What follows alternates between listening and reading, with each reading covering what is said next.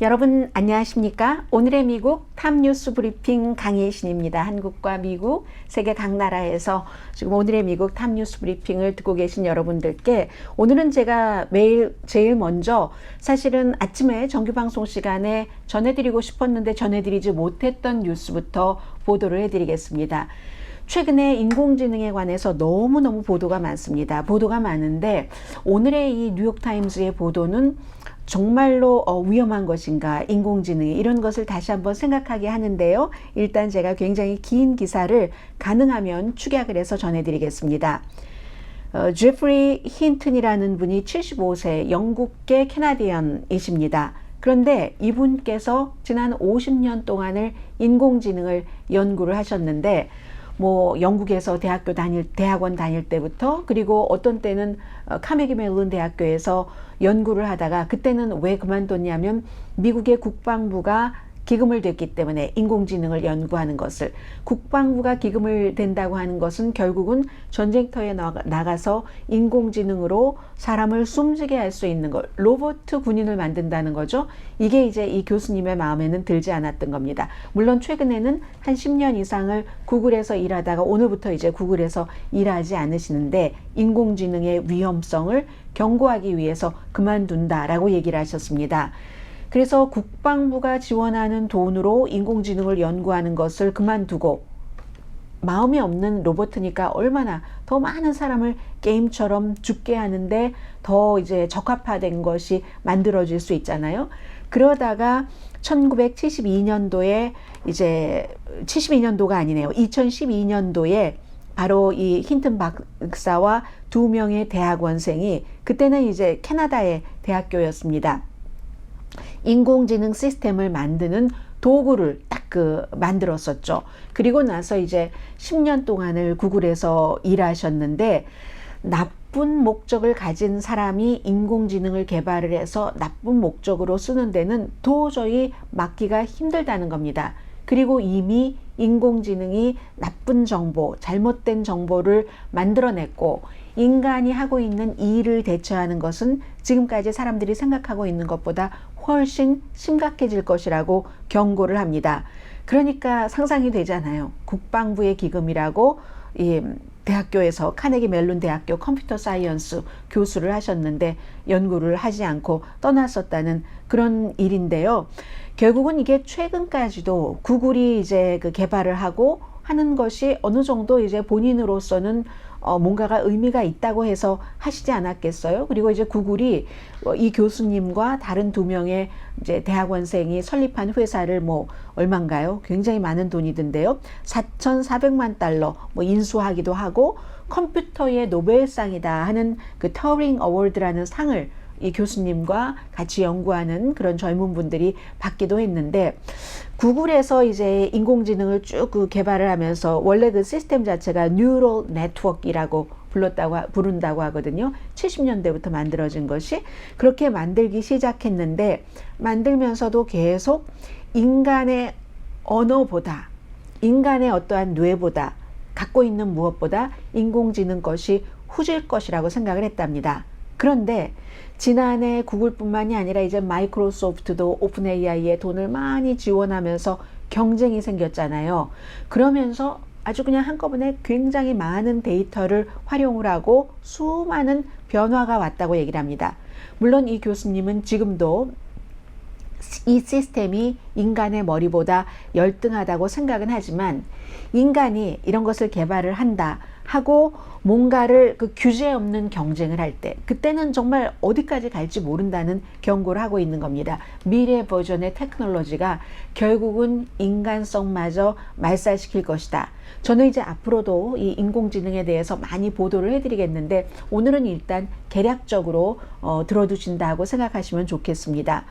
물론 인공지능이 좋은 점도 있다고 지적을 하십니다. 통찰력, 돌파력, 효율성, 비용 절감, 그리고 통찰력, 돌파력 이런 것들을 도와줄 수 있는 어떤 기능. 그러나 아주 불법적인 편견을 영원히 갖게 하고, 그리고 이제 잘못된 정보를 심고 만들어내고 불법적인 차별을 자동화할 가능성이 아주 높다는 얘기입니다. 그래서 얼마 전에 1000명의 과학자들이 공개적인 편지를 보냈잖아요. 6개월 동안 인공지능 개발을 중단하자. 사람의 해가 되니까, 사회에도 해가 되니까. 그때는 이 교수님이 거기에 서명하지 않으셨답니다. 왜냐하면 본인이 그 당시까지는 이제 구글에서 일을 하고 있기 때문에 그 구글에 해가 되지 않게 하기 위해서 사임하기 전에 공개적으로 자신의 고용주잖아요. 구글. 굉장히 그 인본주의적인 사상이 투철하신 분입니다. 국방부 얘기도 그렇고요. 비난하고 싶지 않아서 그때는 서명하지 않았지만 이제는 내가 말아놓으라 하면서, 사실은 바이든 행정부도 그 지난주에 자동화 시스템이 많은 그 역작용이 있을 것이라고, 비즈니스에도 어쩌면 나쁠 것이라고, 편파적 차별적일 것이라는 이런 지적도 했습니다. 연방 에이전시 법무부와 뭐 또 연방통신위원회를 포함을 해서 공동 성명도 발표를 하고 했는데, 그런데 어쨌든 이미 잘못된 정보를 생산하면서 일자리에 생각하고 있는 것보다 훨씬 많은 위협이 되고, 그래서요, 이 세 분이 인공지능의 godfather, 인공지능의 선구자, 아버지로 불리고 있거든요. 이 박사님은. 그래서 이 박사님과 두 사람도 지금 뭐 아주 훌륭하게 그 분야에서 일을 하고 있는데, 부분적으로 좀 유감이다라는 생각을 하신답니다. 그러면서도 한편으로는 내가 하지 않았어도 누군가는 했을 거야 하고 위안을 삼기도 한다고 하는데, 핵무기와 달라서 이것은, 인공지능은 어느 나라에서 비밀리에 이걸 얼만큼 개발하고 있는지를 알 수가 없고, 그래서 최고의 희망이라고 하면은 세계 과학자들이 이것을 제어하는 방법에 대해서 협력을 해야지 된다. 그랬더니 이제 사람들이 많이 물어본대요. 어떻게 이렇게 위험한 테크놀로지에서 일을 하시게 되셨습니까? 그랬더니 이제 로버트 오펜하이머를 얘기를 하죠. 핵폭탄을 만든 사람. 테크놀로지 면에서 스윗한 게 있으면 사람들이 찾아가서 먹게 되잖아요. 계속 먹게 되잖아요. 그런 면이라는 겁니다. 그래서 이제 오늘 그 뉴욕타임즈에 바로 이 인공지능의 아버지 선구자 지오프리 그 힌튼 교수의 구글을 사임하면서 다시 한번 경고하기 위해서 사임하셨다는 얘기입니다. 이분의 얘기를 실었고요. 그런데 만약에 앞으로 6개월 동안 미국에서만이라도 이 인공지능에 대한 연구를 조금 멈추고 뭔가 되돌아보고 생각하고 한다면 여기에 대해서 반대하는 사람들도 무척 많습니다. 왜냐하면 미국만 안 하면 뭐해? 중국이 하는데 이렇게 나오는 거죠. 그게 바로 이 힌튼 교수가 얘기를 하는 것처럼 스스로 위안을 삼는다는, 내가 안 했어도 누군가는 할 것이다. 지금 이런 점인데, 인공지능에 대해서는 제가 가능하면 더 많이 시간을 내서 여러분들께 전해드리겠습니다. 자, 이게 가장 눈에 띄는 기사였고요. 그리고 이제 지금부터는 몇 가지 이 시간 현재, 그리고 오늘 뭐 내일까지도 계속 탑뉴스가 될 만한 내용을 전해드리겠는데요. 기본적으로는 세계적인 탑뉴스는 First Republic Bank가 결국 한 11개 정도의 은행이 돈을 많이 지원을 해서 숨을 그냥 몇 주 쉬다가 미국에서 제일 큰 투자은행 JP 모건 체이스에게 팔렸다. 어제 하루 동안 경매한 거예요. 그래서 이제 이 연방 예금보험공사가 결국은 JP 모건 체이스에게 이 은행을 넘겼죠. 그러니까 빚과 자산을 모두 떠맡았던 게 되는 겁니다. 이게 세계적으로는 왜 주목이 되는가? 미국이 실리콘밸리 뱅크, 시그니처 뱅크, 그리고 이번에 세 번째 퍼스트 리퍼블릭 뱅크라는 자산이 제법 많아서 2천억 달러가 넘어서 미국의 중간 정도의 은행은 되거든요. 물론 무슨 조 단위지만 이 은행을 인수한 JP 모건 체이스는 3조 달러가 이상이 되지만 자산이, 이런 은행의 주가가 3월 8일부터 20일까지 89%가 내려갔거든요. 300달러를 몇 주일 전에 뱅크 오브 아메리카 등등 골드만삭스가 여기에 넣었어도 그게 안 된 겁니다. 결국은 죽는 시간을 조금 늦췄을 뿐인 거죠. 그리고 그럼 앞으로는 어떻게 할 것인가? 지금 이제 예금보험공사가 25만 달러까지는 다 이제 보험으로 처리를 해주는 그 예금보험공사가 이 은행 때문에 또 130억 달러를 손해보게 됐거든요. 그러면 지난번에 실리콘밸리 뱅크 때 200억 달러, 또 시그니처 뱅크 때 25억 달러 하면은 전체적으로 지금 연방보험공사가 갖고 있는 예비비가요. 은행들이 다 돈을 내서 갖고 있는 거죠. 그게 1280억 달러밖에 안 됩니다. 그 가운데 그 갖고 있는 돈의 4분의 1 이상을 새 은행 예금을 보호하기 위해서 지금 써버린 거거든요. 그래서 오늘부터는 더 많이 당연히 연방예금보험공사도 지금 웬만한 중간 은행들도 트럼프 시대에 좀 규제를 느슨하게 했던 것도 다시 강화해야 된다. 이런 얘기를 많이 하고요. 예금주들의 예금은 전부 보호를 받지만 투자한 사람들 여러 형태로 그런 사람들의 투자금은 이제 잃어버렸는데 그러면 미국에서 또 다른 도미노 현상으로 계속 무너지느냐 무너지지 않느냐가 문제잖아요.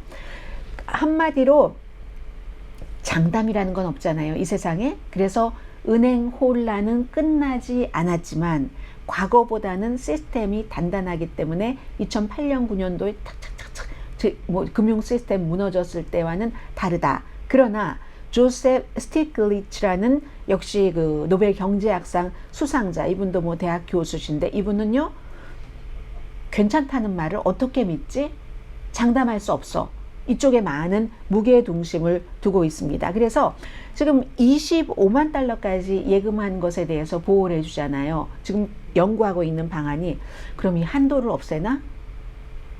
그걸 사람들이 찬성을 안 합니다. 왜냐하면 그 한도를 없애면은 더 많이 은행이 어차피 예금보험공사가 우리가 망해도 해주니까 그냥 더 과감하게 막 그 모험적으로 투자를 할 가능성이 높다는 얘기잖아요. 그래서 그렇게는 안 하지만 어쨌든 은행들이 뭐 이자율이 올라갈 때나 내려갈 때나 크게 많은 돈을 벌려고도 하지 않고 크게 손해보려고도 하지 않고 적정한 수준에서 남의 돈을 다루는 곳이니까 남의 돈으로 돈 장사를 하는 곳이니까 지금보다는 조금 더 보수적으로 은행이 영업을 할 수 있도록 수익을 낼 수 있도록 그런 정도로 지금 규제가 나올 것 같습니다. 아마 미국의 은행이 무너지고 나면은 세계의 그 여파가 갈 텐데 미국의 은행이 무너지지는 않을 것 같다가 대세인 것으로 보입니다. 그리고는 이제 아침에 오늘의 미국 정규 방송이 끝나고 나온 그 이슈들을 몇 가지 전해드리겠는데 사회적인 이슈입니다. 미주리주를 먼저 말씀드리죠. 미주리주에서 요즘 그런 얘기 많잖아요. 몬타나 등등 보수적인 주에서 뭐 청소년들의 성별 확인을 금지한다던가 성호르몬 치료를 금지 아니면 미성년자의 성전환 수술을 금지한다던가 이런 게 많은데 미주리주도 성별 확인 치료를 제한하는 것. 미주리주의 경우는 성인과 어린이, 미성년자와 성인 다였습니다. 이걸 이제 주정부의 권한에 따라서 사실은 지난주에 시행하도록 돼 있었던 거거든요. 검찰총장이 막 총대를 메고 우리는 이건 하면 안 돼 했었는데 법원에서 조금만 연기하죠 해서 5월 1일이 오늘이죠. 연기하라고 했다가 또 5월 15일까지로 시행을 미뤄라 하고 판사가 연기를 했습니다.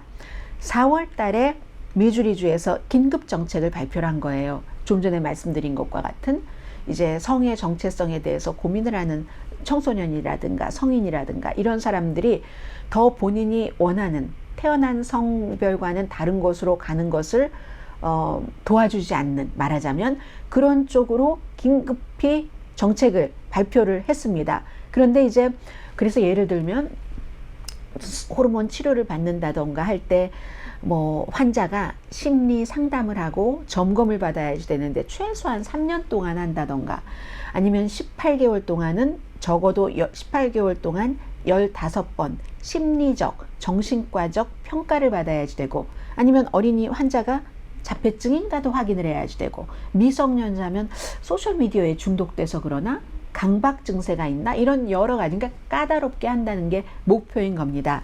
그랬더니 민권연맹이라든가 아니면 청소년들 뭐 소아과 협회라든가 이런 곳에서는 그 청소년들이 그렇게 태어나는 경우가 거의인데 그렇게 될 경우 그 몇 년 동안 너무 심신이 피폐해진다 하면서 그런 청소년들을 도와주기를 원하는 게 이제 호르몬 치료법 같은 거잖아요. 그렇게 의료계의 반발과는 달리 보수적인 주에서는 지금 이렇게 하고 있는데 결국은 세인트루이스의 항소법원의 판사가 환자가 이렇게 갑자기 시행을 할 경우에 즉시 돌이킬 수 없는 피해를 입을 수 있기 때문에 안 되겠다 해서 일단 5월 11일에 청문회를 하고 추후 절차를 이제 밟겠다는 얘기입니다.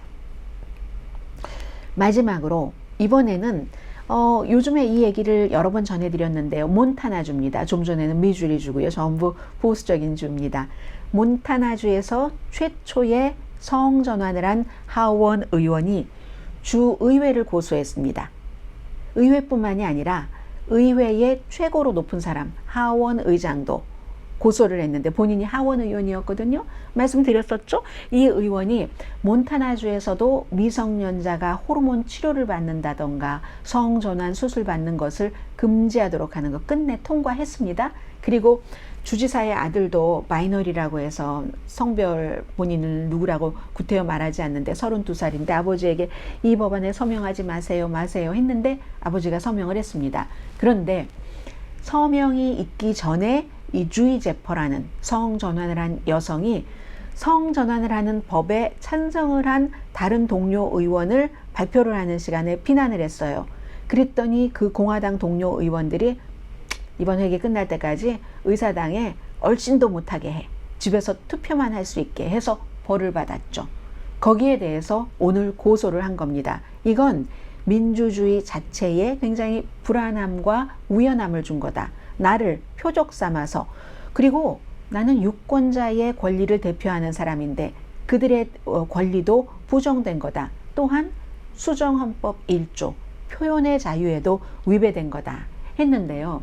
이게 정치인이 혼자 주의회와 의회를 이끄는 하원 의장을 고소한 게 아니라 유권자들 4명도 원고로 같이 고소를 했습니다. 아니, 내가 뽑은 정치인인데 왜 일을 못하게 하는 거지? 그리고 그 의원이 꼭 의정활동에서 투표만 하라고 하는 게 아니야. 가서 토론도 하고 표현도 하고 의원들 사이에서 로비도 하라고 내가 뽑아줬는데 하면서 고소를 한 거죠. 또 민권연맹의 몬타나 지부도 여기에 이제 합세를 해서 한 겁니다. 그래서 미국에서는 지금 이런 성정체성에 관한 문제, 또 낙태에 관한 문제, 또 하나 총기 문제, 이게 이제 본격적으로 계속 그 선거에 가까워질수록 굉장히 사람들의 시선을 끌고 있고요. 지금 그 얘기는 그 얘기네요. 지금 제가 텔레비전을 보고 있는데 자넷 옐런 재무장관이 만약에 의회에서 지금 채무 상한선을 높이는 것을 공화당 의회와 백악관이 합의를 못하고 있잖아요. 합의를 안 하면 6월 1일이 되면 돈이 없어진다. 미국은 채무 불이행이 돼서 돈도 없고 신용 등급도 낮아질 것이다 하는 것을 자넷 옐런 재무장관이 의회에 다시 한번 경고를 했는데 오늘 새로 한 게 아니라 전에부터 해왔었던 것을 이제 한 달밖에 남지 않았기 때문에 다시 경고를 하는 겁니다. 그리고 이 얘기는 뭐 궁금하신 분들은 아침 뉴스를 다시 클릭해서 들어보시면 되니까요. 그리고 아침 뉴스 그 클립 부분 설명란에 보면은 제가 그 이슈별로 그 다 그 시간대를 이렇게 컷해서 해놓은 설명 같은 것 있거든요. 그 부분만 누르면 되시니까 이건 헤드라인 정도만 말씀을 드리겠습니다. 트럼프 전 대통령을 지지하는 공화당은 여전하고 60% 이상이 트럼프가 많은 이슈에 대해서 유죄 판결을 받더라도 그가 대통령이 됐으면 좋겠다. 이건 두 가지 이유인데 하나는 트럼프에 대한 모든 기소, 재판 이런 과정이 다 음모라고 생각을 한답니다. 그분들은 부정선거라고 믿고 있고 그래서 그런 것이고 또 하나는 너무 터프해서 좋잖아 라고 얘기를 하고 있거든요. 해서 공화당에서 트럼프가 이제 그 공화당의 후보가 되고 민주당은 뭐 당연히 바이든 대통령이 되지 않겠어요. 지금이라면 그러면 이 두 사람이 붙는 것을 싫어한다. 그래서 제가 지금이라면 그렇게 되지 않겠어요 라고 말씀드렸잖아요. 제3당에서 누군가가 나올 수도 있고 특히 이제 No Label이라는 2019년부터 활동을 했습니다. 우리는 한쪽에 치우치지 않는다. 절제도 있고 하는 그런 곳에서 후보를 내는 자격을 갖추기 위한 지금 준비를 하고 있거든요. 실제로 4군데 주에서는 그런 것들이 완성이 됐고 그런 것이나 아니면 민주당에서 지금 존 F 케네디 주니어가 도전을 했잖아요. 그 케네디 가문에 바이든 대통령에게. 그래서 이렇게 나가다 보면 트럼프와 바이든이 너무 싫은 사람들이 공화당이라도 심지어 민주당이라도 제3당의 제3의 인물을 선택할 수도 있다. 그래서 이것은 제3당의 제3의 인물을 선택한다는 것보다도 어찌 보면 누구의 표를 이 제3당의 제3의 인물이 많이 가져가느냐.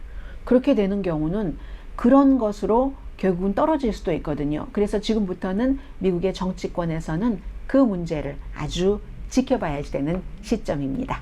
자, 오늘의 미국은 지금이 5월 1일이거든요. 5월 1일 점심시간이 조금 지났습니다. 한국은 이제 근로자의 날, 노동절 끝나고 나서 출근하시는 날이죠. 이제 출근하실 시간입니다. 저는 오늘의 미국 탑뉴스 브리핑 강혜신이었습니다. 내일 다시 뵙겠습니다.